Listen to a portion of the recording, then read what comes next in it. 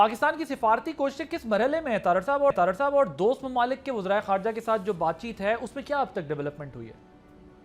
بہت شکریہ عادل صاحب. دیکھیے بات یہ ہے کہ پاکستان کو جو الحمدللہ ایک عزت کا مقام ملا ہے بین الاقوامی سطح پہ، پاکستان کی پرومیننس سامنے آئی ہے اور پاکستان ایک سنجیدہ اور ایک بہت ریلیونٹ ملک بن کے سامنے آیا ہے کہ جہاں پہ وہ ثالثی میں اور امن کے قیام میں اپنا کردار ادا کر رہا ہے.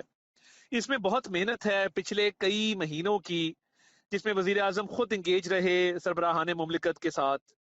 نائب وزیر اعظم نے بہت کاوش کی، فیلڈ مارشل سید عاصم منیر کی اس میں جو ہے وہ بہت ویلیوبل کنٹریبیوشن ہے. تو دیکھیے یہ ایک آن گوئنگ سچویشن ہے جس میں پاکستان کی کوشش یہ ہے کہ ڈی ایسکلیشن ہو اور یہ معاملہ جو ہے وہ حل ہو کے امن کے قیام کی طرف جائے. اور میں سمجھتا ہوں کہ یہ تین اہم ممالک ہیں جن کے وزرائے خارجہ پاکستان آئے، سعودی عرب، ترکیہ اور مصر، اور انہوں نے یہاں پہ نہ صرف جو کوارڈ میٹنگ تھی اس میں حصہ لیا، بلکہ اس کے ساتھ ساتھ وزیر اعظم سے بھی ملاقات کی. اور یہ ایک میں سمجھتا ہوں انتہائی پاکستان کے لیے، پاکستان کی آپٹکس کے لیے، پاکستان کی فارن پالیسی کے لیے ایک کامیابی ہے.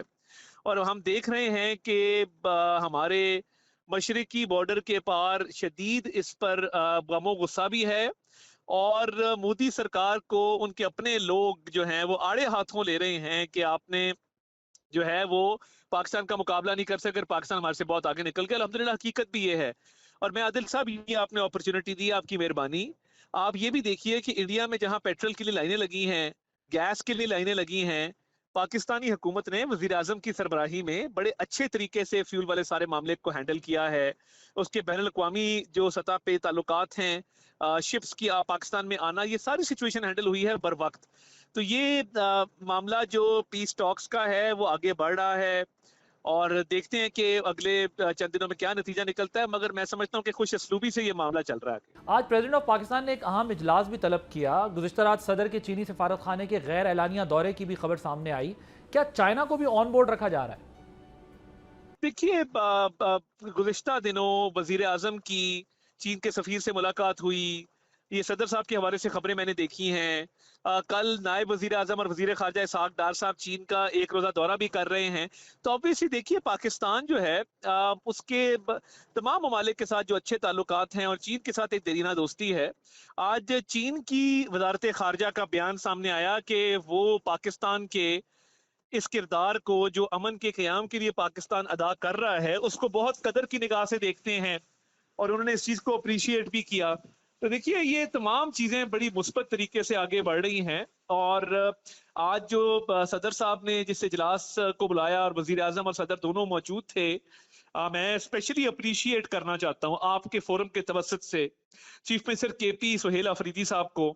ایک تو میں حکومت پاکستان کی طرف سے as spokesperson for government of Pakistan ان کی تشریف آوری پر ان کا شکریہ ادا کرتا ہوں کہ انہوں نے ملک کی خاطر آج اس اجلاس میں شرکت کی، اور ان کی طرف سے بڑی صائب تجاویز سامنے آئیں، بہت ہی اچھے مشورے بھی سامنے آئے.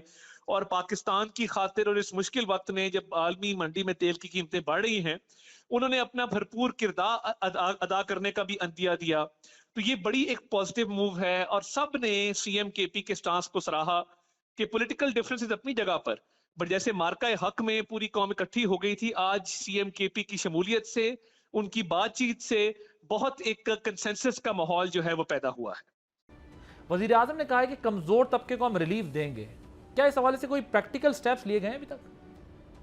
اس پہ کافی ورکنگ کی جا رہی ہے، کیونکہ دیکھیے ابھی عادل صاحب بات یہ ہے کہ حکومت نے 129 ارب روپے کی سبسڈی دی ہے ان 3 ہفتوں میں، اور تیل کی قیمتیں نہیں بڑھنے دیں.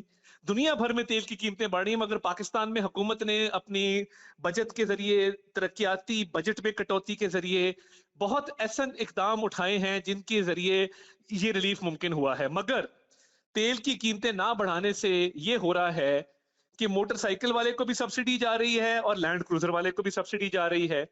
جو لوگ افورڈ کر سکتے ہیں وہ تو اس سبسڈی سے فائدہ ان کو نہیں اٹھانا چاہیے، اور یہ اکراس دا بورڈ نہیں ہونی چاہیے. تو اس پہ ورکنگ جاری ہے، اور حکومت نے بہت ساری اس پہ پروپوزل جو ہیں ان پر غور بھی کیا ہے اور ان کو آگے بھی لے کر چل رہے ہیں. تو میرا خیال ہے بہت جلد وزیر اعظم تمام وزرائے اعلیٰ کے ساتھ اس کا اعلان کریں گے کہ آگے کیا اسکیم ہوگی. مگر مجھے یہ لگتا ہے کہ یہ جو 3 ہفتے حکومت نے بہت اچھے طریقے سے مینج کیا، اب آگے شاید تھوڑا مشکل ہو. اور اب لوگوں کو بھی چاہیے کہ جہاں حکومت نے بچت کی ہے اور یہ 3 ہفتے بہت اچھے طریقے سے گزارے ہیں اور کوئی جھٹکا نہیں لگنے دیا، وہاں پر غیر ضروری سفر سے اجتناب کرنا. لوگوں میں یہ ابھی تک فیلنگ نہیں آئی کہ ایک کرائسس ہے، کیونکہ حکومت نے چیزیں اتنی آسان کر دی تھیں کہ وہ ایک ایکسٹرا چھٹی کو لانگ ویکنڈ جو ہے وہ کئی دفعہ سمجھا جاتا ہے، اور تیل سستا ہے تو وہ تیل کی کھپت میں بھی کوئی کمی نہیں آئی. تو دیکھیے کچھ نہ کچھ ایسا کرنا ہوگا جس سے تیل کی کھپت میں کمی ہو اور سبسڈی سے صرف وہ طبقہ فائدہ اٹھائے کہ جو اس کا اصل حقدار ہے. پاکستان میں جو پیٹرولیم کی مصنوعات کے ذخائر کی اس وقت پوزیشن کیا ہے، اور جو انٹرنیشنل پرائسز میں اضافہ ہو رہا ہے اس کے کانٹیکس میں جو پیٹرولیم پرائسز ہیں اس میں کتنا انکریز آ سکتا ہے؟ دیکھیے ایک تو جو پیٹرول ہے وہ وافر مقدار میں موجود ہے، اور وزیر اعظم نے بڑا بر وقت اس پہ فیصلے کیے، بڑا بر وقت اس پہ کمیٹیاں بنائیں، لوگوں کو جگایا، منسٹریز کے پیچھے لگے. اور یہ وزیر اعظم شہباز شریف کی بر وقت جو اقدامات ہیں ان کی بدولت ہم نے بہت سارے تیل کے کارگوز جو ہیں، کوئی فجیرہ سے آیا جو اسٹریٹ آف ہرمز سے باہر ہے، کوئی یمبو سے آیا جو ریڈ سی کے تھرو سعودی عربیہ سے آتا ہے، کچھ ہماری ڈپلومیسی کے ذریعے ایران نے ہمیں جہاز جو ہے بحری جہاز ہمیں الاؤ کیے تھرو اسٹریٹ آف ہرمز. تو دیکھیے حکومت نے ہر سطح پہ کوشش کی کہ قلت نہ ہو. بہت سارے ممالک میں آپ نے دیکھا، فلپائنز میں ایک ایمرجنسی ڈکلیئر ہے، آسٹریلیا میں تیل نہیں مل رہا.